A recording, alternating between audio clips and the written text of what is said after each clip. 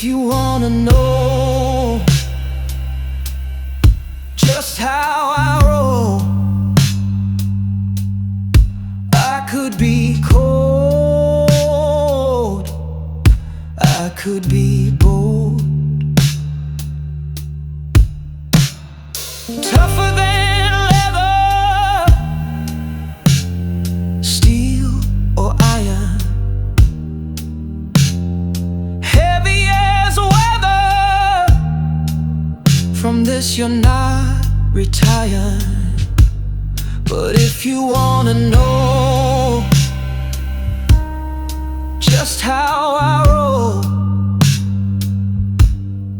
I could be cold, I could be bold. I see them coming, and I ain't running. And I see them coming, and I ain't running. And I see them coming, and I ain't running. And I see them coming, and I ain't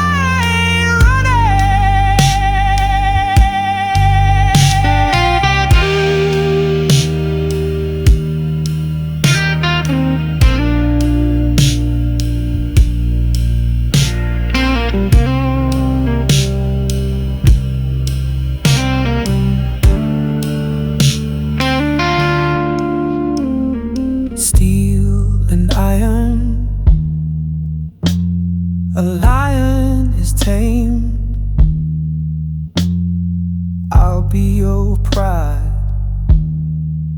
when they come for our mane. Happy Sabbath, happy Sabbath, happy Sabbath. Y'all ain't thought I could do blues, huh? Song called Tougher Than Leather. Out on all streaming platforms, except for YouTube Music. They always take a long time. I know it's on Apple Music and Spotify. All praise and great glory. Thank you guys for tuning in again for another series. We doing Exodus 2 today. All praises and great glory to the Most High Yah for bringing us back to another Sabbath day. I pray you guys have had an amazing Sabbath so far. Before we dive into this chapter, family, let me set the prophetic stage for you of what's going to be happening in this chapter. This chapter produces or introduces three major themes. Numero uno, divine preservation. 2, identity crisis. And number 3, preparation for deliverance. As Jeremiah 1:5 says, before I formed thee in the belly, I knew thee. And before thou camest forth out of the womb, I sanctified thee. So family, just like Moses, who we're going to read about today, hidden from death, raised in enemy's house, had to learn his true identity, had to choose his people. As Isaiah 49 says, 1 and 2, Yah hath called me from the womb, skipping, and he hath made me a polished shaft. In his quiver hath he hid me. This is us today, family. We are hidden in plain sight, raised in Babylon's system, learning our true identity, choosing our people over comfort. Watch these parallels, family, in Moses' preservation, like our survival through Middle Passage, like our survival through Jim Crow, like our survival through modern genocide. But as the Most High says in Psalm 91:7, 1,000 shall fall at thy side, and 10,000 at thy right hand, but it shall not come nigh thee. Moses' identity crisis, like our lost identity, like our cultural confusion, like our spiritual awakening. Isaiah 51 reminds us, look unto the rock whence ye are hewn, and to the hole of the pit whence ye are digged. That's how we find out who we truly are, family, when we get back to this book, when we get back into right standing with the Most High Yah. And then Moses' preparation, like our current awakening today, like our current trials we are enduring today, like our coming deliverance today. This chapter is going to show how the Most High preserves leadership.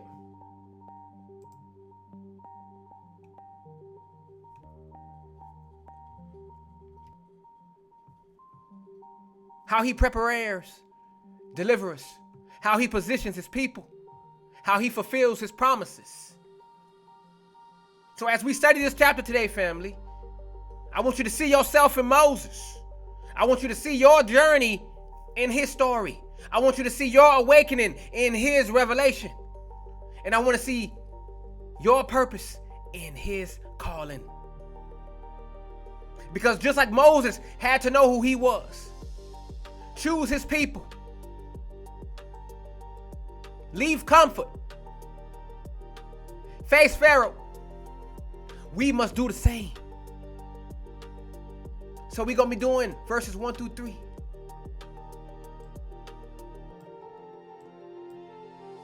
That's what we're doing.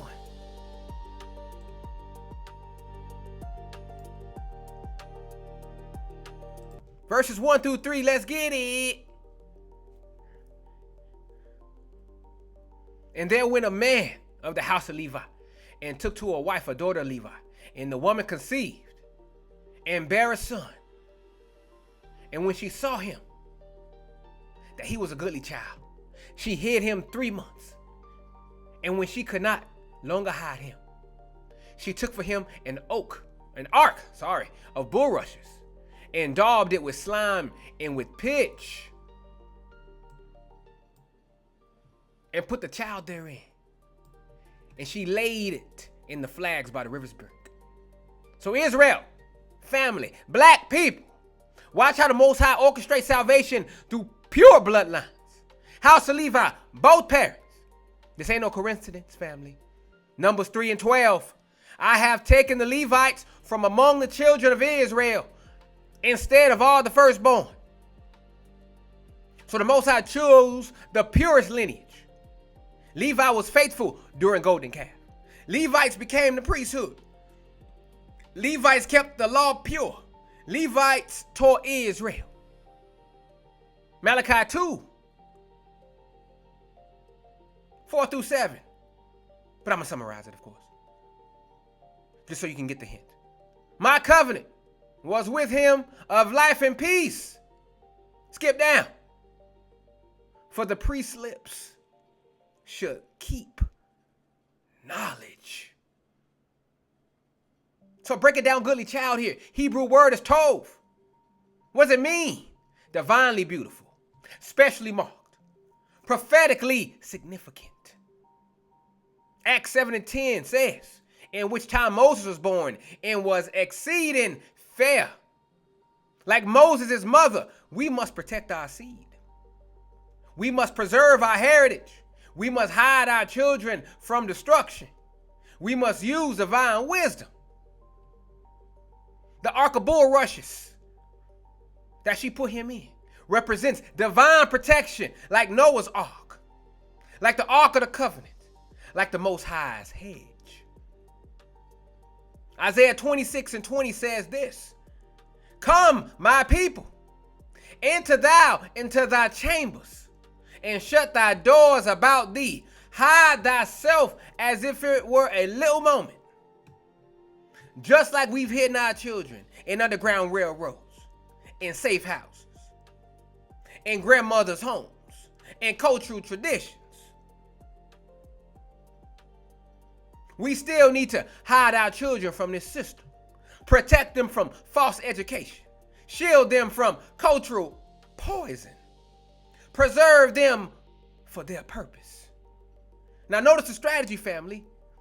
The recognition of divine purpose, immediate action for protection, creative methods of preservation, and faith-filled positioning.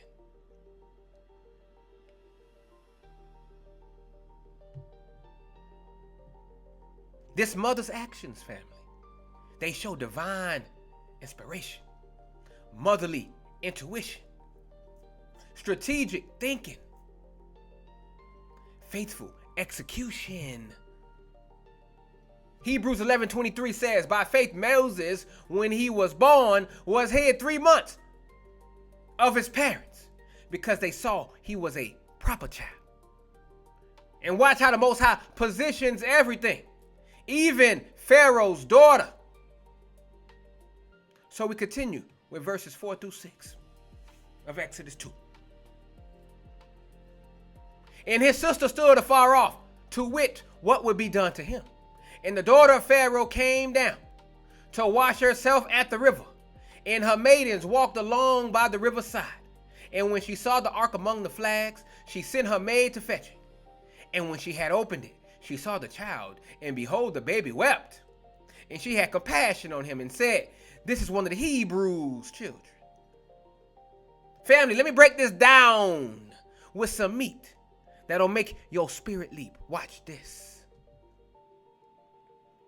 His sister stood afar off. The Hebrew word is recalc. It means strategic distance, watchful positioning, divine surveillance.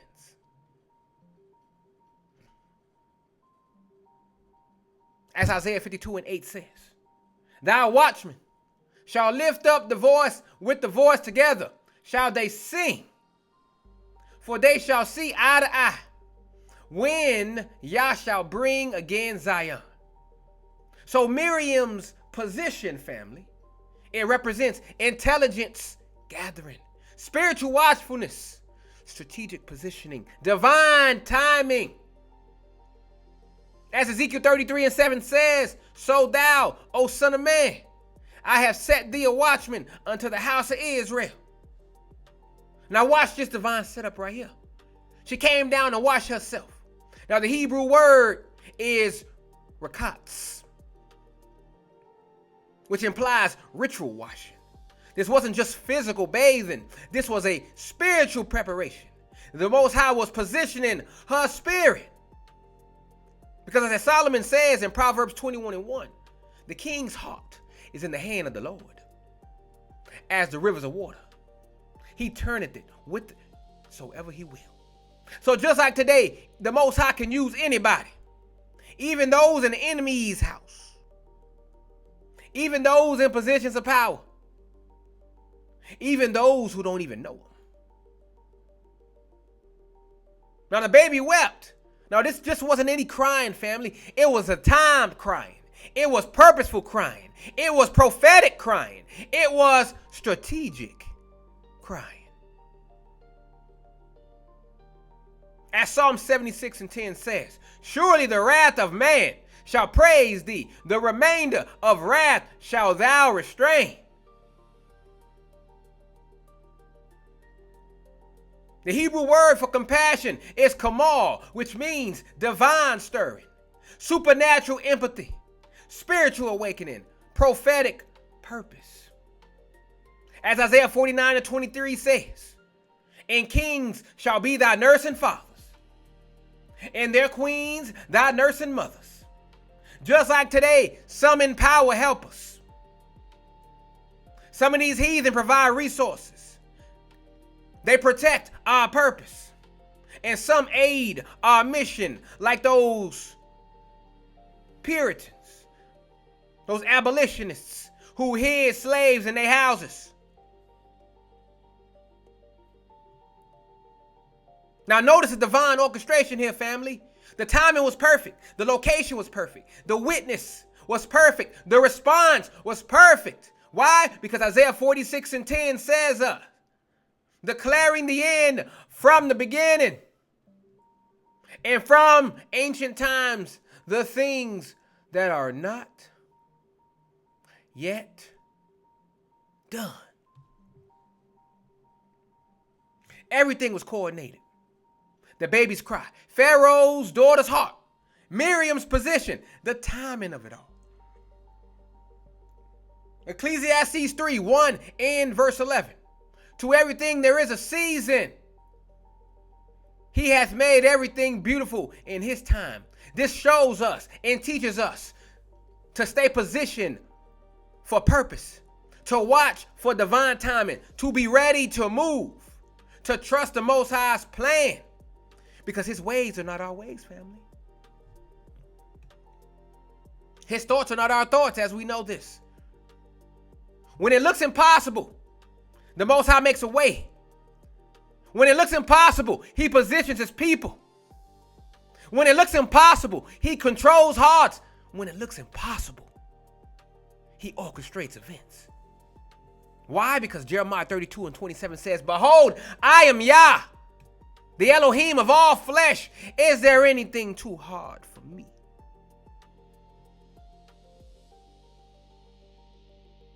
Verse 7 and 9. Are y'all getting it so far? Are y'all seeing yourselves so far in this story? I hope so. 7 through 9. Then says his sister, the Pharaoh's daughter, shall I go and call to thee a nurse of the Hebrew women, that she may nurse the child for thee? And Pharaoh's daughter said to her, Go. And the maid went and called the child's mother. And Pharaoh's daughter said unto her, Take this child away and nurse it for me, and I will give thee thy wages. And the woman took the child and nursed it. Let me show you some heavy meat in these verses that'll make you shake. Watch how Miriam moved. Then said his sister, perfect timing, perfect words, perfect suggestion, perfect positioning. Proverbs 25:11, a word fitly spoken. It's like apples of gold and pictures of silver. This young sister displayed prophetic intelligence, divine wisdom, strategic thinking, holy boldness. Daniel 12:3. And they that be wise shall shine as the brightness of the firmament.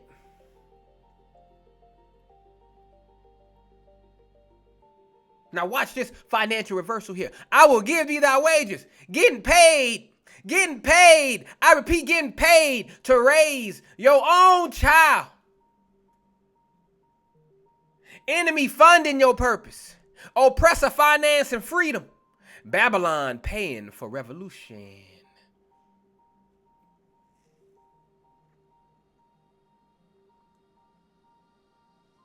Whew.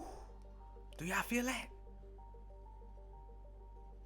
Isaiah 61:6. Ye shall eat the riches of the Gentiles, and in their glory shall ye boast yourselves. Just like today, we using enemy resources, getting grants for our programs, building with their money, financing our own awakening to their detriment. Hoo, hoo, hoo. Ain't it good? Won't he do it?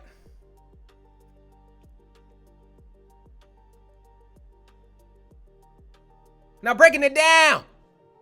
Nurse it for me. Hebrew word, yanak, which means to suckle, to feed, to nourish, to establish. Isaiah 60:16.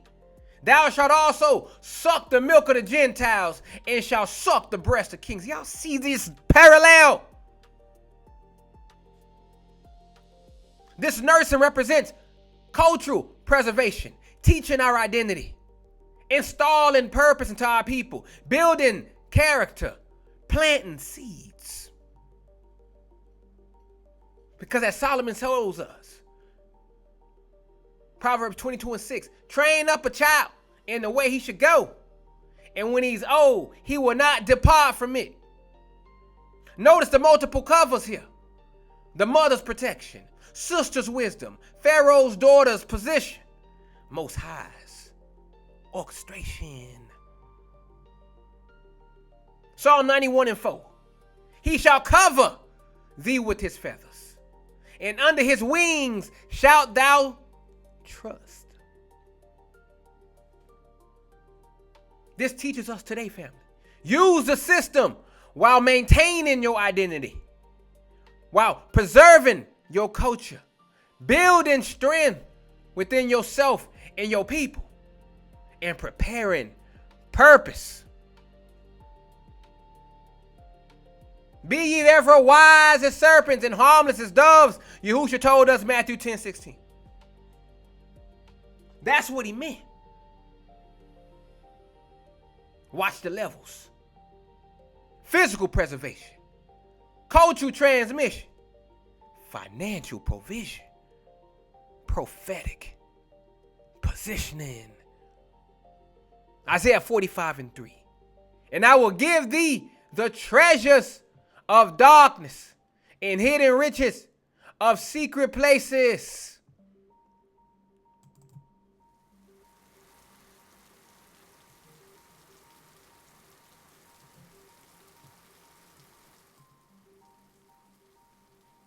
This shows us, family, how to move in enemy territory, how to preserve our seed, how to secure resources, how to fulfill purpose. And Yah shall make thee the head and not the tail, and thou shalt be above only, Deuteronomy 28:13. Everything was orchestrated. The suggestion, the acceptance, the payment, the protection. Romans 8:28, and we know that all things work together for good to them that love Yah, to them who are called according to his purpose. Y'all get that? It's all orchestrated, family. It's all orchestrated.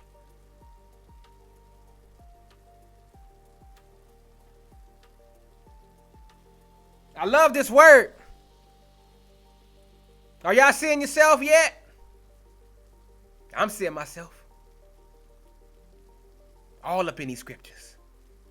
So when people tell me that the Bible's bullshit, I shake my head. I scratch my head. Because I see myself in these scriptures. I know it's real because I'm going through it.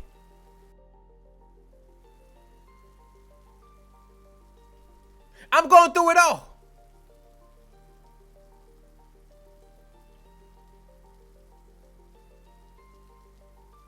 Y'all going through it. This whole thing coming true. But it is what it is.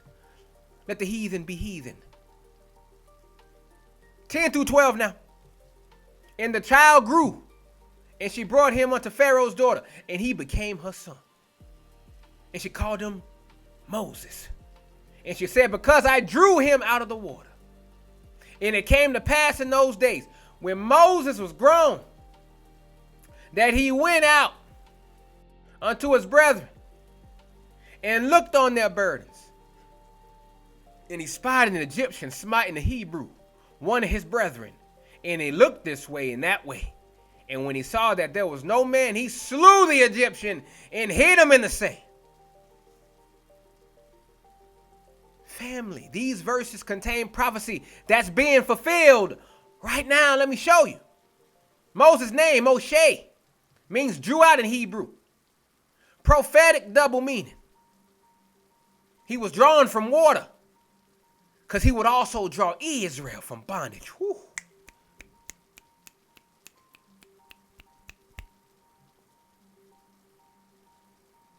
Boy, the Most High good with these metaphors, ain't he? These double prophecies. This is why a lot of people can't read this book. They can't see the dual prophecies. They can't see the dual symbolism in it. Surface level, that's all they see. They don't see the dual meaning behind certain prophecies, behind certain verses. They don't see the dual meanings. They don't see the wordplay that the Most High has in this book. That's why the majority of the people who read this book are lost in the sauce. This is a Rubik's Cube of a book. This is not something you can read straight through, family, like Harry Potter. No, sir.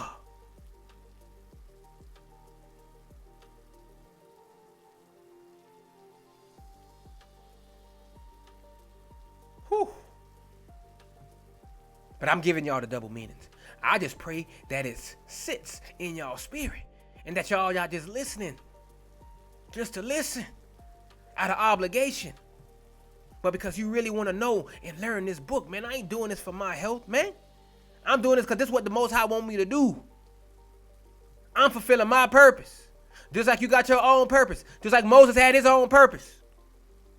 It's about recognizing that purpose that the Most High has on your life and obeying.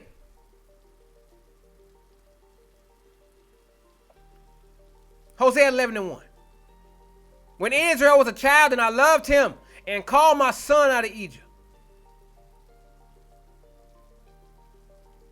So Moses became her son, but knew his people.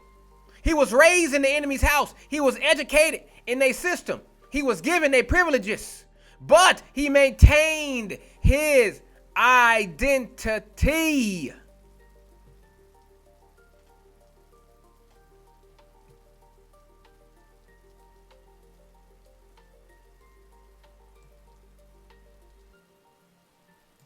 Y'all get it?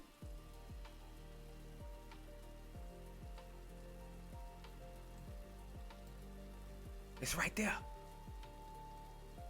Daniel 1, 3 and 4. We skipping around in the verse.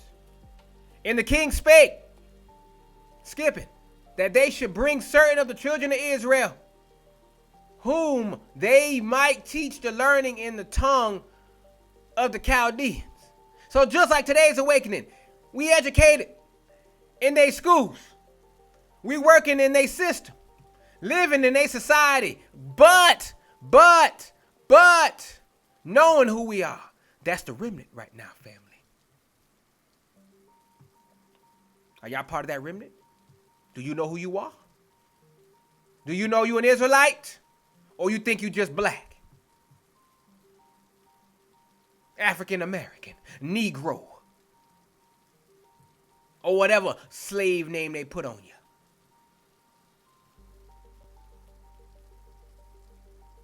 Now Moses went out unto his brethren. The Hebrew reveals three elements here, family. Intentional seeking, yatzah. Recognition of kinship, his brethren. Conscious identity choice. So Hebrews 11, 24, 25 says, by faith Moses, when he was come to years, refused to be called the son of Pharaoh's daughter, choosing rather to suffer affliction with the people of Yah. Y'all see this here? You got these celebrities. They don't want to stand with their own people. They made it. They got some money. They don't want to suffer affliction. They don't want to be broke no more. So they tell us the same bootlicking strategy. Pull yourself up by your bootstraps. If I can do it, you can do it too. Not knowing that everybody's circumstances ain't the same as yours. No empathy. They want that white acceptance so bad that they will put your ass on the ground, step on your neck, and show massa, look, I ain't like these niggas. I'm different. I'm different. Yeah, I'm different. I'm different. Yeah, I'm different. Shout out 2 Chainz.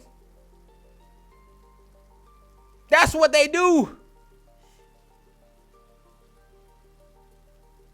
But it is what it is. The Most High know who his people are. He knows the frauds from the genuine. Now, understanding about looked on their burdens, the Hebrew word siblah for burdens means heavy labor oppressive conditions, systematic exploitation. Because remember, we getting our head beat in at this time. Cultural degradation. Isaiah 58:6 says, "It's not this the fast that I have chosen, to loose the bands of wickedness, to undo the heavy burdens." He slew the Egyptian, man. He killed that nigga. Righteous indignation, divine timing, protected action, prophetic symbol. Isaiah 63:4. "For the day of vengeance is in mine heart, and the year of my redeemed is come."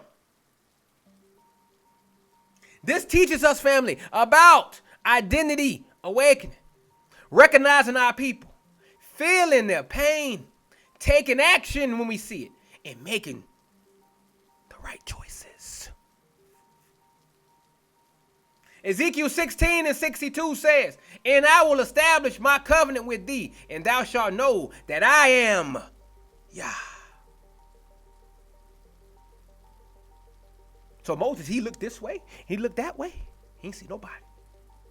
Strategic awareness, divine timing yet again, protective wisdom, calculated action. Solomon tells us, Ecclesiastes 3:3, a time to kill and a time to heal, a time to break down and a time to build up. Hid him in the sand shows tactical thinking. He covering his tracks. Protection measures. Future planning. Because as Solomon tells us in Proverbs 22:3, a prudent man foreseeth the evil and what? Hideth himself.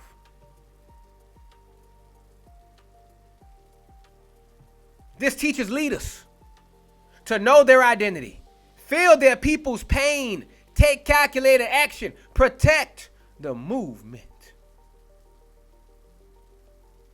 Isaiah 51:4. "Hearken unto me, my people, and give ear unto me, O my nation." Just like Moses, we're walking, awakening to our identity. We're seeing our people's pain. We're taking righteous action. We're preparing for deliverance. Why y'all think I'm up here teaching y'all this word, showing you yourself in these verses? Because I'm preparing y'all for deliverance. I'm showing you the patterns,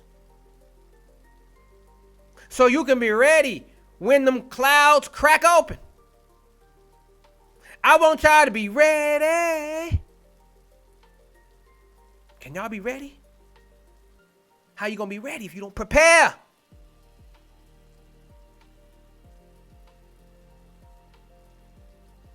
Isaiah 52:1. Awake, awake. Put on thy strength, O Zion. Every Moses, that's you, that's me, anybody else who see themselves in this chapter. So every Moses must choose identity. They must reject comfort. Because if you hang out with the Hebrews, hey, you on the bottom. Same thing for them heathen that position themselves with us. They go through the same shit we go through. Rejected by their people, blackballed from jobs, effectively cut off, ostracized.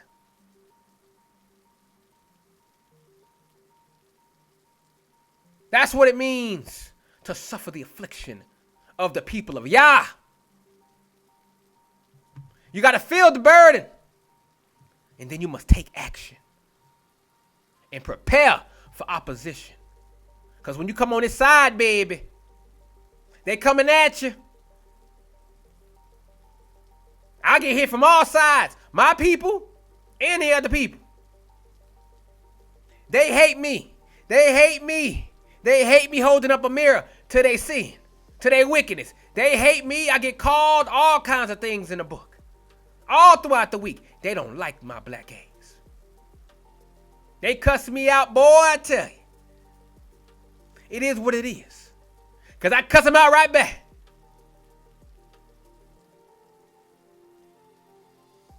We don't bow down to wickedness. We don't tolerate sin. Moses didn't tolerate that Egyptian Doing that to his people. Killed that nigga.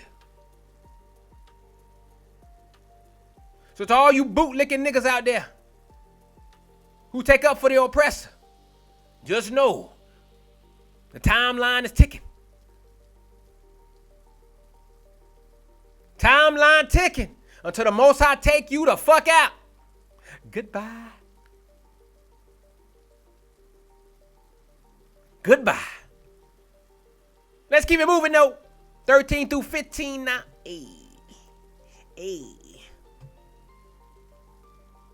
And he went in and went out the second day. Behold, the two men of the Hebrews strove together.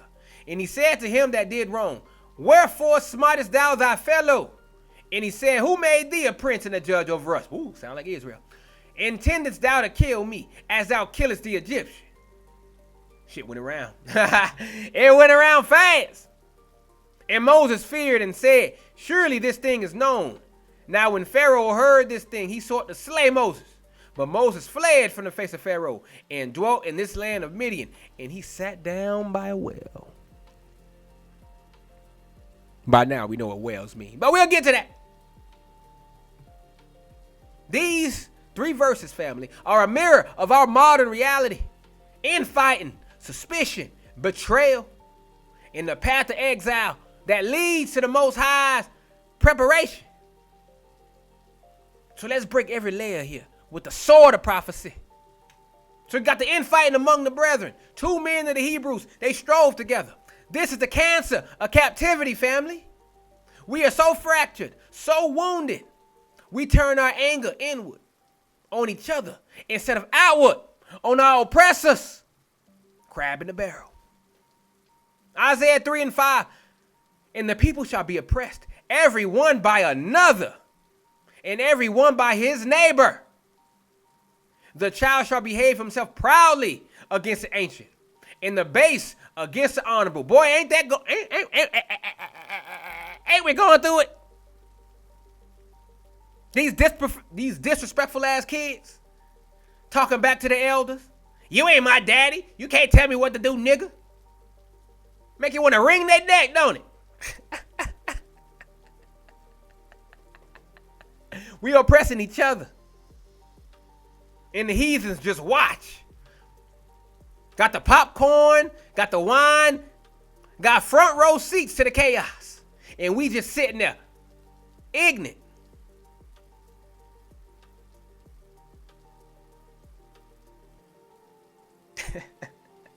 It just make you laugh. Leviticus 19 and 17. Most High tells us, thou shalt not hate thy brother in thine heart. Thou shalt in any wise rebuke thy neighbor and not suffer sin upon him. Family, this is the curse of Deuteronomy 28, 54 to 56. The evil eye against one another rather than unity under Yah. It's a sign you are still in captivity and lost in identity.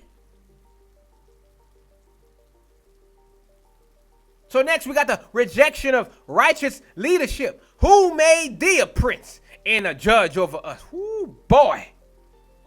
That's what happens when you come in with that sword swinging. That's what happens when you put the mirror up, family. That's the reaction. Who the fuck are you, nigga?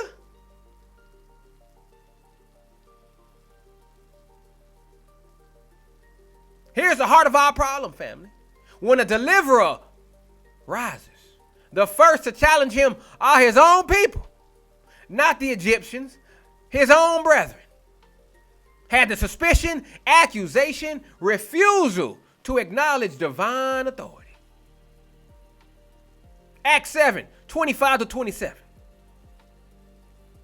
For he supposed his brethren would have understood how that Yah by his hand would deliver them, but they understood not. And the next day he showed himself unto them as they strove, and would have set them at one again, saying, sirs, ye are brethren. Who do ye wrong one to another? But he that did his neighbor wrong thrust him away, saying, who made thee a ruler and a judge over us? Matthew 13, 57, Yahusha. And they were offended in him. But Yahushua said unto them, a prophet is not without honor, save in his own country and in his own house. Look around, Negroes. Look around. Whenever a true Israelite voice rises, whether a teacher, a prophet, or a leader, who drag them down? Our own people with jealousy. Our own people with gossip. Our own people saying, who made you a judge? This what I go through. This what y'all go through when y'all tell people about their wickedness. When y'all tell people about their sin. They hit it. They try to flip it on you. When you shine a light to their darkness, like a roach, they scatter. Nobody likes to have the mirror put up, especially when they ain't asked for it. But as we know, the truth don't need no permission. The Most High don't need no permission to correct his people. Whether he use me, whether he use a heathen or somebody else. Correction comes when it comes. But that's how you plant seeds, family. They may not hearken unto you at that time, but I guarantee you the seed has been planted, and whenever the Most High says so and he has it watered, they will think back on that day and they be like, oh, damn, I remember when that brother told me this. I remember when that sister told me this. Oh, I get it now. Happened to y'all when y'all came into this truth. Happened to me when it came into this truth. I remember something long ago. I strove across a podcast long ago. I remember this brother's voice. Made me look him up. Had a whole podcast. 600 episodes. Telling us we the people. I'm like, oh, damn. I remember this nigga.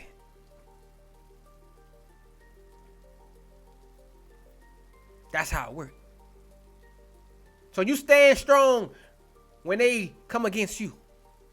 You hold your ground. Why? Because the righteous are bold like a lion. That's why. So now you see the exposure and fear next. Moses feared.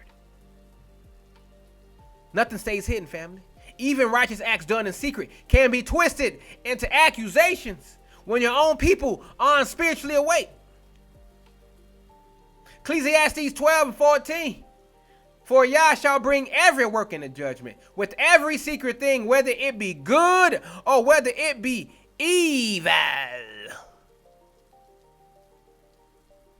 Psalm 64:2-4 also says, hide me from the secret counsel of the wicked, from the insurrection of the workers of iniquity, who whet their tongue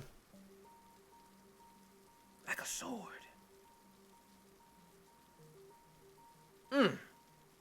This is what happens when you try to deliver Israel before they are ready. The Matrix said it. These people are so attached to the system that they will fight you when you try to free them. Those are minds that are not ready to be unhooked from the Matrix.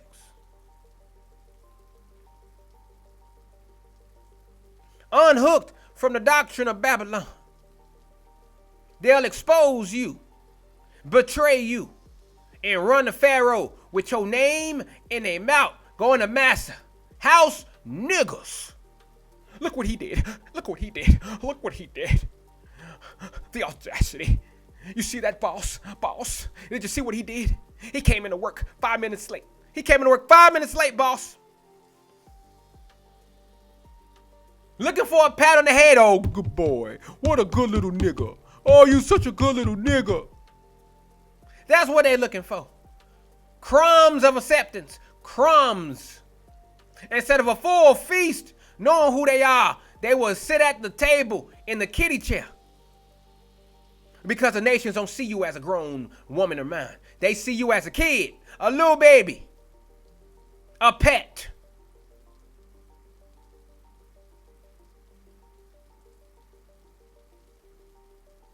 That's how they see you, Israel. You ain't no human to them.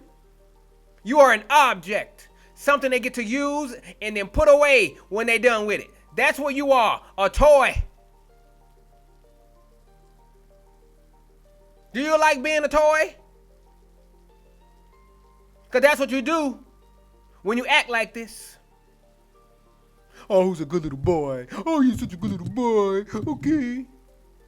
And then when you fuck up, all that goodwill you had out the window, fire your black ass. And then y'all come online crying like a bitch. Oh my God, they fired me.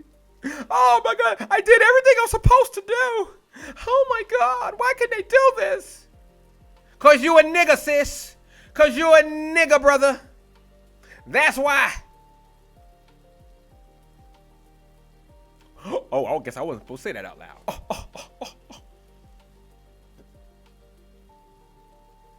Now you see Moses, he has the exile and the preparation now. He fled. So the deliverer must be driven out before he can come in with power. He got to leave like your boy Simba. He had to leave the promised land. He had to leave his home into it so he could come back in with power. That's what the Lion King was about, family. It was about the deliverer. Because when Simba came in and defeated Scar, defeated that heathen, quote unquote, he brought back power. That's you, Israel. You got to be cast out to be brought back in with power. The Most High has to pound you down into the ground until he can build you back up again. That's what happened with Simba. He had to go through some things so he can realize who he is, like his daddy told him. Remember who you are.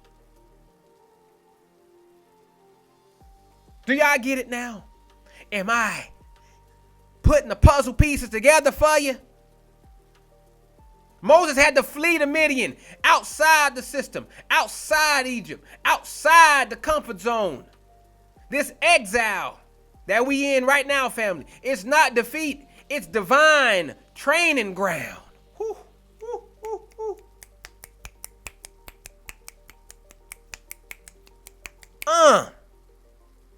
Hosea 2:14-15 says this.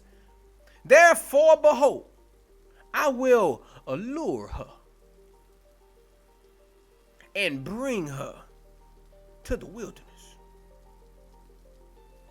and speak comfortably unto her. And I will give her her vineyards from thence in the valley of Achor for a door of hope. And she shall sing there as in the days of her youth, and as in the day when she came up out the land of Egypt. Psalm 105:17-19 says, he sent a man before them, even Joseph, who was sold for a servant, skipping until the time that his word came. The word of Yah tried him. Divine training ground.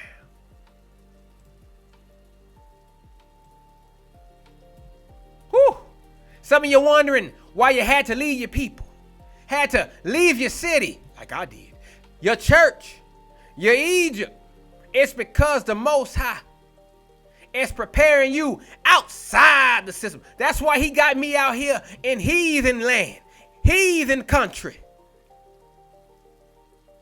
away from jealous eyes, away from Pharaoh, away from the old mindsets. That's what he's been doing to me out here, family.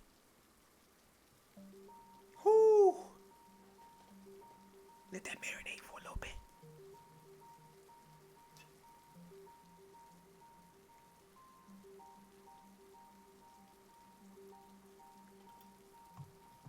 Now you got the well, the place of transition. The well is prophetic, as we all know. Meeting place for destiny. Happened with Rebecca, Rachel, Zipporah. A place of replenishing in Revelation, symbolic of transition from old life to new calling. Isaiah 12:3, therefore with joy shall ye draw water out of the wells of salvation. Psalm 23:2, he maketh me to lie down in green pastures. He leadeth me beside the still waters. Whoo! Just as Moses, every true Israelite deliverer will face infighting. Huh, check. Rejection. Oh, check. Exposure. Oh, check. Exile. Double check. And finally, a place of transition where the Most High reveals the next step. In progress. Or maybe this is the next step. Because when I first came into the truth, man, I didn't know what I was going to do with this truth. I didn't know I was going to be a teacher, sitting up here with a podcast. I didn't know I was going to do music. Out here publishing music? Me? What? I've always had a thing with music. I play music. I love music. Play the piano, all that good stuff. I didn't think I was ever going to be making music for the Most High himself. Privileged. Waking up our people with this word, and atheists no less. What? So just because when you're sitting alone by that well, that's when the Most High is about to reveal your mission and send you what? Back with power. This is me coming back with power. Started this last year, this ministry. Last year. Transitioned into this. Came back with power. This is how the Most High uses his people. Do y'all see yourself in this journey? Man, I'm seeing myself in this journey big time. We keep it going though. 16 through 18. Now the priest of Midian had 7 daughters. And they came and drew water. Y'all keep seeing this drew water, right? Drew water. That's literally what Moses' name means. All up in here. And filled the troughs to water their father's flock. And the shepherds came and drove them away. But Moses stood up and helped them and watered their flock. And when they came to Rio, their father, he said, how is it that ye are come so soon today? Don't sleep on these verses, family. The Most High is dropping keys about leadership, justice, and the prophetic pattern of Israel's restoration, even in a foreign land. Let's break it down to the marrow, shall we? The first one. The priest of Midian and his 7 daughters. So let's get this straight here, family. Priest of Midian, Reuel, also called Jethro, is not an Israelite, but a descendant of Abraham through Keturah. The Most High is showing us that even among other nations, remnants of righteousness in order exist, but their inheritance is not Israel's. This is what I keep trying to tell you goddamn universalist ass Negroes. Not everybody get this inheritance. They'll be in the promised land, but they will be a slave, a servant. They will not get what we get.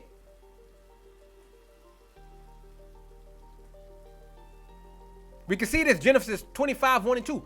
Then again, Abraham took a wife, and her name was Keturah, and she bare him Zimran, and Jokshan, and Medan, and Midian. But notice the 7 daughters. 7, as we know, completion, fullness. This is a prophetic setup, family. The Most High is about to complete a cycle in Moses' life. Preparation before commission. That's what the Most High did with me. He prepared me before he sent me out to do these lessons, to send me out and do this music, to call our people back, to tell them about who they are, To put the mirror up, I had to be prepared. I had to have the knowledge. He had to put it inside me. He had to download it into my head like the Matrix before he sent me out to do it. Divine timing. Do you see yourself in that same timing, family? The Most High don't send out incomplete. He only deals with complete. Only when you are ready. So don't rush the Most High. A lot of us have impatience. We want this, we want that, we want this, we want this. The Most High ain't working on your timeline. You must understand. He only ready when he ready. Proverbs 9:1 says, wisdom hath builded her house. She had hewn out her 7 pillars. So now they're drawing water here. Serving and sustenance. They came and drew water, right? This is more than just a chore, family. It's a symbol of spiritual work. Because water represents life. Water represents the word in the spirit.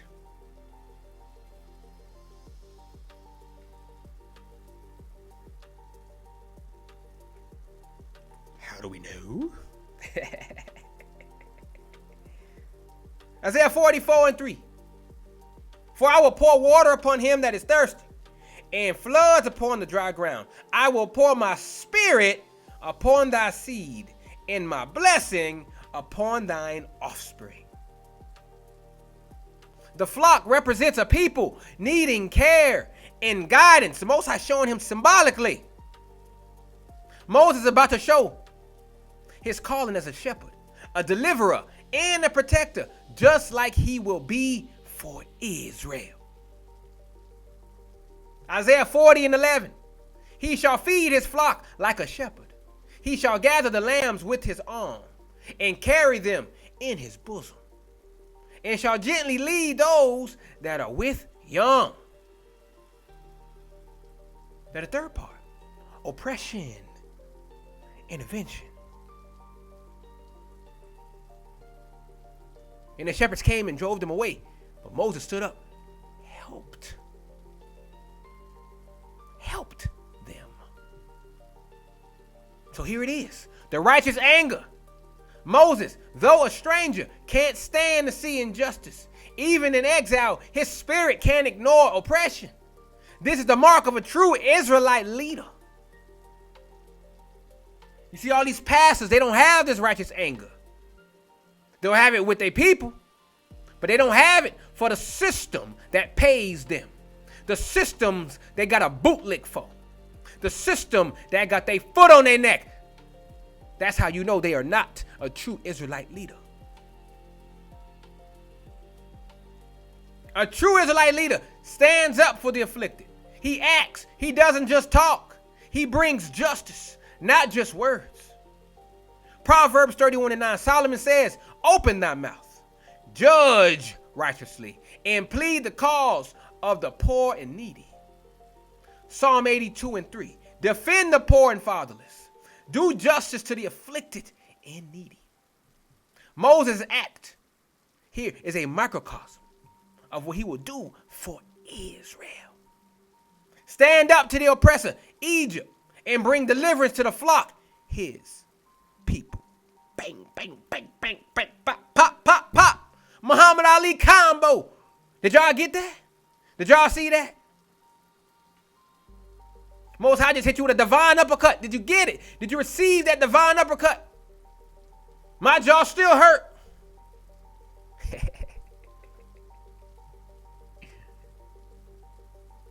But he also recognized the unusual. Because Reul said, how is it that ye are come so soon today? This shows two things. The oppression was regular. Normally, they got delayed by bullies. But it also shows the intervention of a righteous man, even a stranger, makes what was hard easy and fast. This is prophetic for us as a people. When the Most High raises up a deliverer, what seems impossible or delayed suddenly turns swift. Yah tells us, Isaiah 60:22, a little one shall become 1,000, and a small one a strong nation. I, Yah, will hasten it in his time. Because when Yah turned again the captivity of Zion, we were like them that dream. Psalm 126:1. In an instant, your life can change. Some of you are in a strange land, among people not your own. Moi. Well, the Most High is using your time in Midian to train your hands for justice, your eyes for oppression, and your heart for leadership. The world will recognize something is different when you show up, because you move in righteousness, in power, and in the spirit of Israel. That's why our people can't stand the mirror I hold up to them, because they know I'm coming with power. They know I ain't lying. That flesh itching, but they spirit understand. Even though the spirit value may be low and they flesh is turned up to 1 billion, the spirit still his.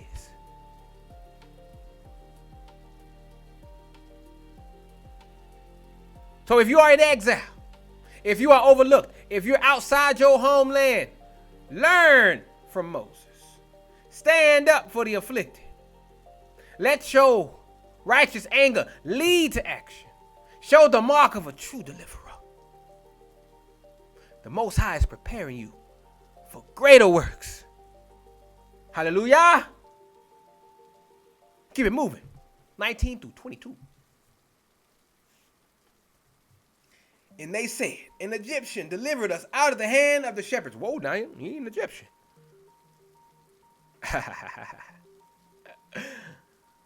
We'll get to that. And also drew water enough for us and watered the flock.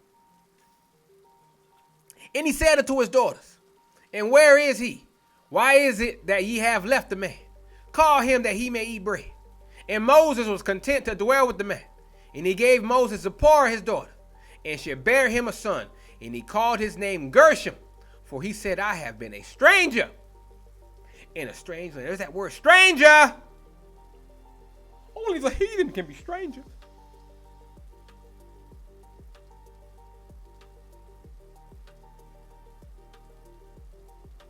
Only the heathen can be strangers.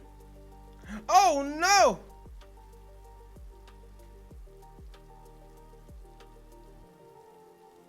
These verses right here are dripping with prophetic identity, family. The reality of exile and the hidden hand of the Most High moving in foreign territory where we are right now. No chaser. Let's break it down.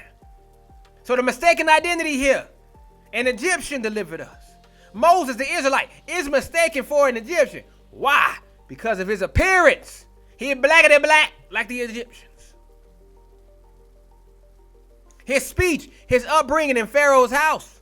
This is our reality for us in captivity. The world mistakes us for something we are not. We've been called Africans. We've been called Negroes, Americans, Caribbeans, everything but Israel. Isaiah 1:3. The ox knoweth his owner, and the ass his master's crib, but Israel doth not know. My people doth not consider. We don't know who we are. We don't know that we the Most High's chosen people. We have no clue. Because Deuteronomy 28:37 prophesied, and it is happening today. And thou shalt become an astonishment, a proverb, and a byword among all nations, whither Yah shall lead thee. So Moses' mistaken identity is a shadow of the lost identity of our people, the Negro Israelites scattered by the curses. The world sees us after the flesh. Oh, we American. Oh, you must be Brazilian. Oh, you English. You Scottish. You Irish. Because that's where we was born. But they don't see the blood. But the Most High sees us after the promise. The Most High see the DNA. He see that Israelite DNA.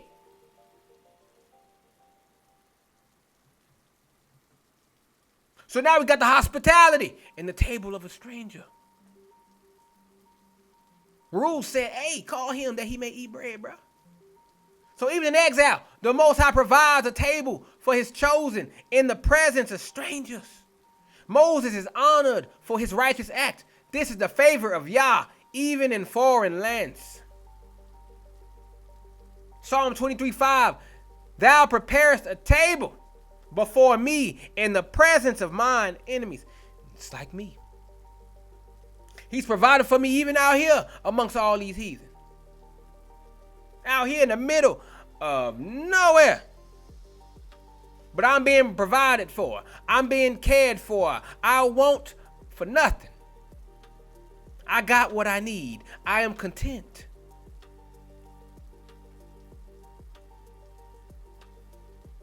Genesis 39:21. But Yah was with Joseph and shewed him mercy and gave him favor in the sight of the keeper of the prison. See the parallel between Joseph and Moses? Same thing. So Moses accepts the exile. He's content in the land of training. So family, contentment, being happy in exile is not defeat. It's preparation. The Most High had to strip Moses of Egypt's ways, humble him, and prepare him among strangers before sending him back to deliver Israel. That's what he's doing with me right now. He had to strip me of all that atheism. He had to strip me of all that pride. He had to strip me of all that American thinking. He had to strip me of that old identity, that old flesh, and he had to rebuild me in his spirit. Whew. Did that happen for you? Did that happen for you, Israel? This is the wilderness experience where Yah humbles and shapes his chosen for the work ahead. That's why he had to do what he had to do, because look what I'm doing now. I'm whooping heads. I'm beating heads down. Heathen can't stand me. Israelites certainly can't stand me. They hate my black ass. But it is what it is. I ain't gonna stop talking until I'm dead. Until mission is complete. Until then, I yappity yap, yap, yap. Deuteronomy 8:2, and thou shalt remember all the way which Yah thy Elohim led thee these 40 years in the wilderness, to humble thee and to prove thee, to know what was in thine heart. So now he's married to Zipporah here. Family in exile. Zipporah, a Midianite, not an Israelite, but righteous among her people, becomes Moses' wife. Gershom's name is a testimony. Stranger in a strange land. That's the story of the Negro Israelite since the scattering. Always a stranger, never truly at home in the lands of the Gentiles. We got to conform to their ways. We got to code switch to make them happy. We got to perm our hair so we don't offend these heathen. We got to cut our hair off as men so we don't offend these heathen because of our natural, beautiful locks. Fuck them. But that's what we have to do to assimilate so we don't have no strife. So we can make a life for ourselves. We got to be like them. But the Most High told us not to learn the way of the heathen. You could still make a living here, but not forget who you are. I'm making a living, but I am not conforming to them. Sorry.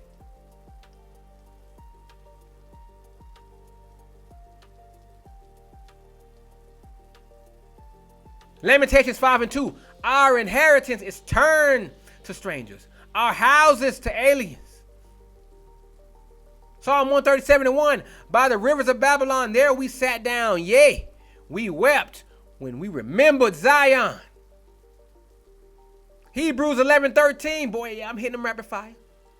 These all died in faith, not having received the promises, but having seen them far off, and were persuaded of them and embraced them and confessed that they were what? Strangers and pilgrims on the earth. My goodness. So when you see these strangers that Paul is talking to, these Gentiles, no, these are the Israelites. Two different sets of strangers. One is an Israelite. The other, the heathen. Anywhere you see word, stranger getting salvation, inheritance, know that that is an Israelite. Strangers, the true ones, the Gentiles, the heathen outside of the covenant. They will never be in the covenant. They cannot inherit what is not theirs to inherit. So you see this pattern, preparation in exile. Moses' time in Midian parallels Israel's captivity, loss of identity, forced assimilation, righteousness in a strange land, a people waiting for deliverance. Gershom's name is a reminder to every Israelite in captivity today. This is not, I repeat, this is not our home. We are here for a reason, but the Most High will bring us out with a mighty hand. Micah 4:10, be in pain and labor to bring forth, O daughter of Zion, like a woman in travail. For now shalt thou go forth out of the city, and thou shalt dwell in the land, or dwell in the field, and thou shalt go even to Babylon. There shalt thou be delivered. There Yah shall redeem thee from the hand of thine enemies. That's what we waiting on, family.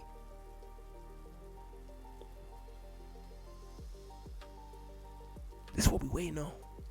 Right here. The redemption. That's what we waiting on. Can y'all feel it in your bones? Never forget who you are, family. Even when the world calls you Egyptian, African, American, or anything else. You are Yah's chosen.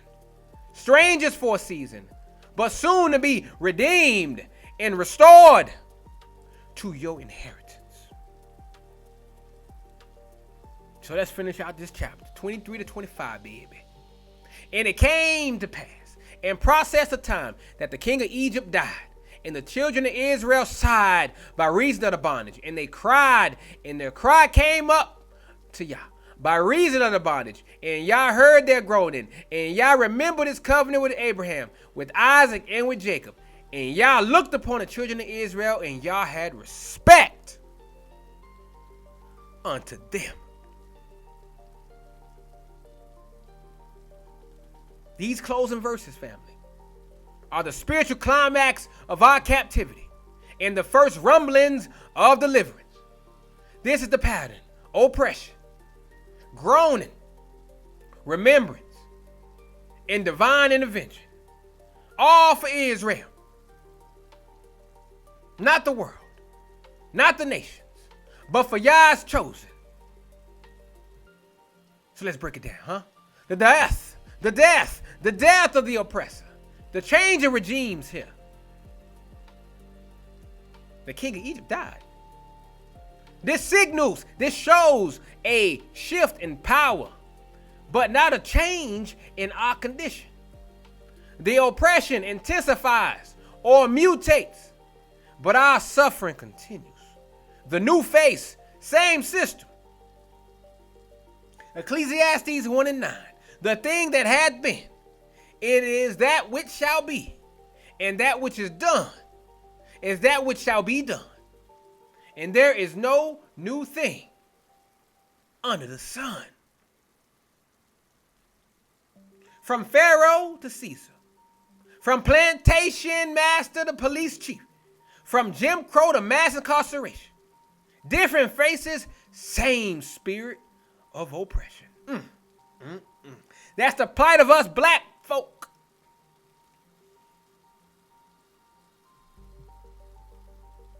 Now you get to cry Israel, sighing in bondage. The Most High responds not to casual prayers, family, not to empty rituals, but to the deep groans of a people who know they are in bondage and are desperate for deliverance. The word side, a knock, is a deep guttural groaning, a suffering that cannot be hidden or faked what we're going through today. We can't hide how much we hate this system, but we got to put on a happy face.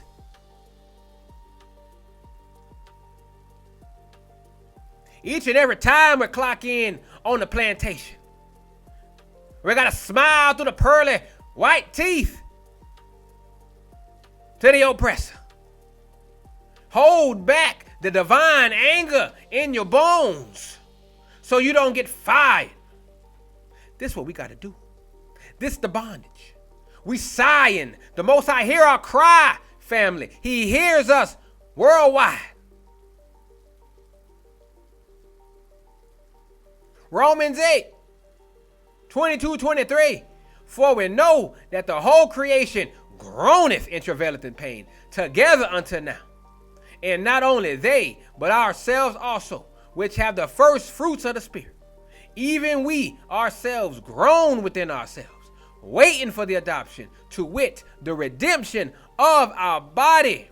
Psalm 34:17, the righteous cry, and the Lord heareth, and delivereth them out of all their troubles.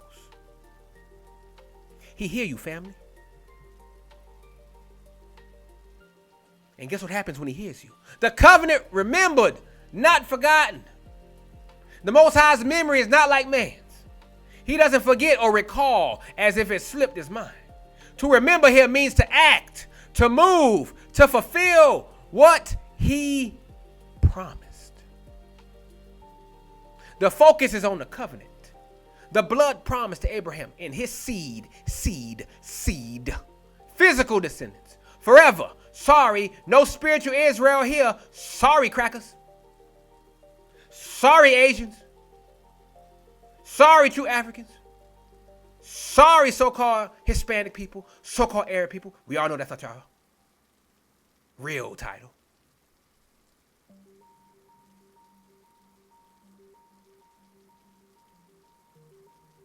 This is not for all nations, but specific to the descendants of Abraham, Isaac, and Jacob.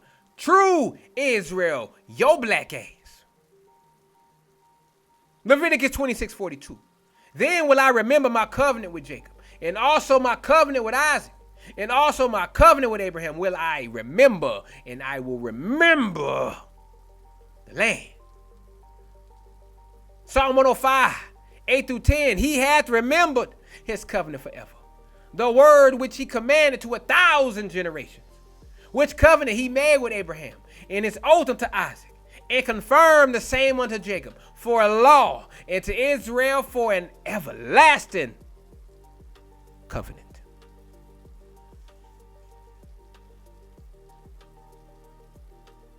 So Yah's gaze in respect. He sees and he moves, family. He looked upon us, looked upon Ra'ah, to see, to inspect, to observe with intent to intervene, had respect unto them, Yada, to know intimately, to acknowledge, to act with favor. This is not passive observation, family. This is the Most High focusing his attention for the purpose of deliverance and judgment. Because as we see in the next chapter, Exodus 3, 7 and 8. And Yah said, I have surely seen the affliction of my people, which I in Egypt, and have heard their cry by reason of their taskmasters. For I know their sorrows, and I am come down to deliver them. Isaiah 63:9 says, in all their affliction he was afflicted, and the angel of his presence saved them. In his love and in his pity he redeemed them, and he bare them and carried them all the days of old. Israel, hear me right now. Just like then, the Most High is not moved by the tears of the nations, not moved by the prayers of the oppressor, not moved by those who are comfortable in Babylon. He is moved by the sighs and groans of his people who remember who they are and cry out for deliverance. We are still groaning in these last days under police brutality, poverty, systemic racism, and spiritual confusion. But the time is coming, and is now, when the Most High's eyes are turning back to Israel to remember the covenant and to prepare for the final deliverance. Whew.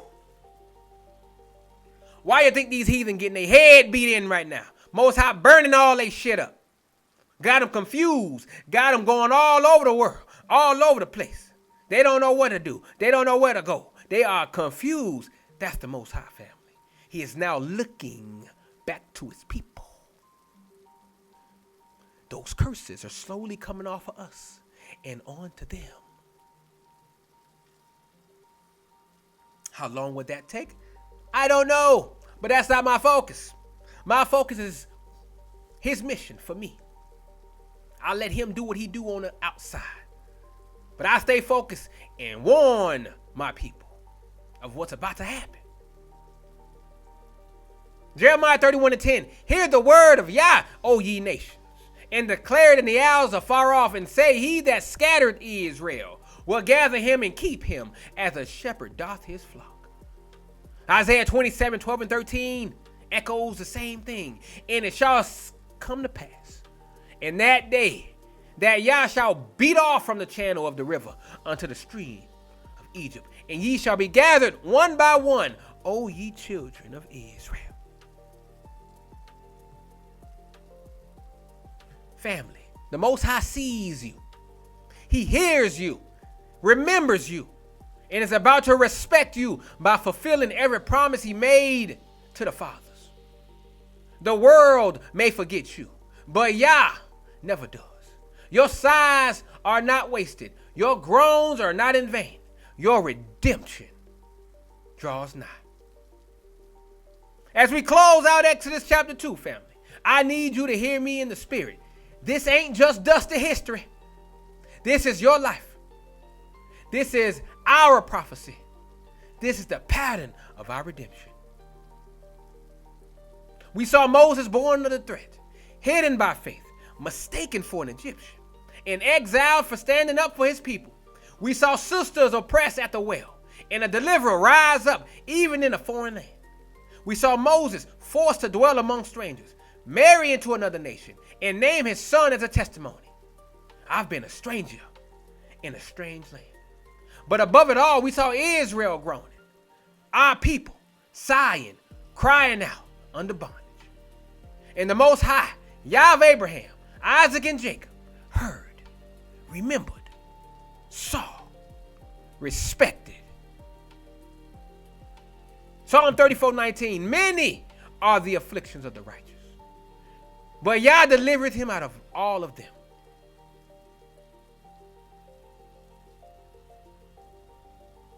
Couple of lessons for you Israelites today. Don't lose your identity. You may be mistaken for an Egyptian, an African, an American, a Jamaican, or whatever. The world don't know you, but the Most High does. Don't get comfortable in your exile. Your Midian is a training ground, as I said, not your inheritance. Don't try to build forever in a strange land. This is temporary. Don't stop groaning. Your sighs, your tears, your cries, they're a weapon. They're the alarm bell for the covenant to activate. Don't expect deliverance from the new Pharaoh. Regimes change. We're in the new president now. Don't we got a new pope? Got a new pope out there for the billions of Catholics. But the system is the same. Look not to Egypt for mercy, but to Yah for redemption. Don't forget the covenant. The Most High's memory is triggered by his promise, not your pain alone. Know who you are, so your cry comes up as Israel, not as a stranger. Get ready though, because in the next chapter next week, Yah willing, we see the Most High move. The burning bush, the holy encounter. Moses is about to meet the Elohim of his fathers, face to face. No more exile, no more confusion. It's time for assignment. The call to deliverance is coming. Yah is not coming for Egypt, not for Midian, not for the world. He coming for Israel. The revelation of the name. For the first time, Yah will reveal his memorial name to his servant, so Israel may know who's about to shake the earth for their sake. Signs, wonders, and promises of judgment. The Most High will lay out his plan to break Egypt and bring Israel out with a mighty hand. So Israel, stand firm in your identity. Don't get weary in exile. Your groaning is about to meet divine action. Your suffering is a setup for deliverance. The Most High has not forgotten you. He's about to call you by name, show you his glory, and send you back to break the chains. And let the church and all the scattered tribes say, Shalom. Sermon over. All praises and great glory to the Most High Yah. For this word today, I pray you guys were spiritually edified today. As you look outside towards Babylon, it is on its final legs. We are seeing the shift as we speak. We are seeing the Most High moving. We are seeing him answer the cries. This is the Most High.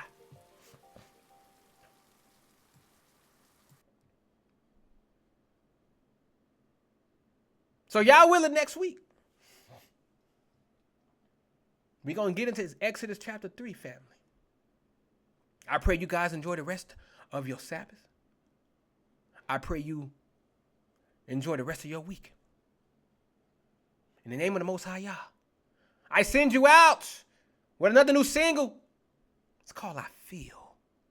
Because I feel for my people. Listen to the words. Let it sink into your spirit. Because in these days, family, being able to feel, being able to recognize our people's oppression is wisdom.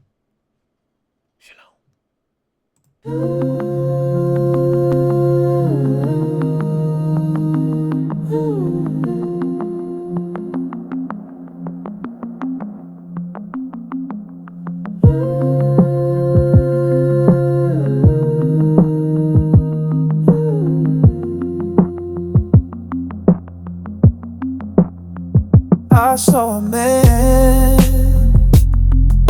standing on the corner with a sign. We'll work for food, as he looks me in the eyes. And I saw a woman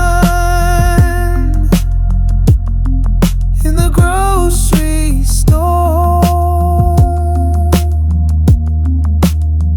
Her baby crying, she's praying to the Lord. I said, yeah, yeah, yeah,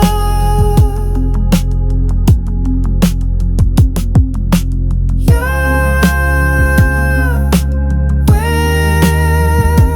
are you now? I saw a child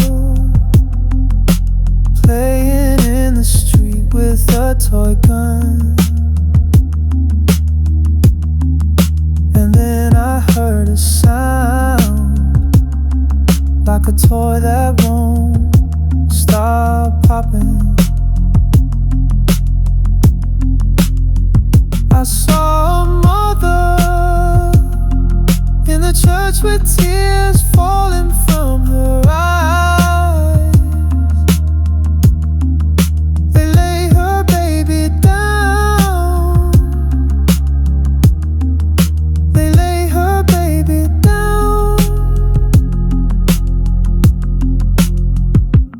I said